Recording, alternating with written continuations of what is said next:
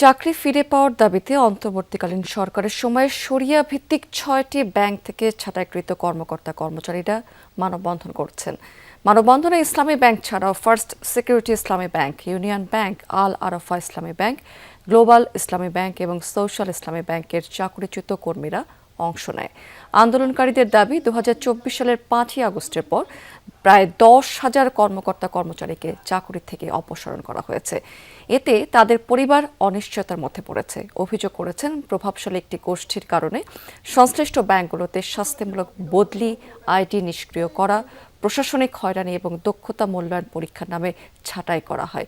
এ বিষয়ে প্রধানমন্ত্রী তারেক রহমান বরাবর স্মারকলিপি পাঠানো হয়েছে। দাবি আদায় না হলে আরও কঠোর কর্মসূচির হুঁশিয়ারি দিয়েছেন এ সময় আন্দোলনকারীরা। প্রায় আমাদের ৭,০০০ কর্মকর্তা কর্মচারীকে চাকরিচ্যুত করা হয়েছে ৫ই আগস্টের পরে একটি গোষ্ঠীর মগবাজিতে। উক্ত সময় পরবর্তী যে সকল জামা শিবির কর্মীদের অবৈধ অনিয়মিত নিয়োগ পদ্ধতি পদায়ন হয়েছে তা সুষ্ঠু তদন্তের মাধ্যমে যাচাই এবং বাতিলের ব্যবস্থা করা।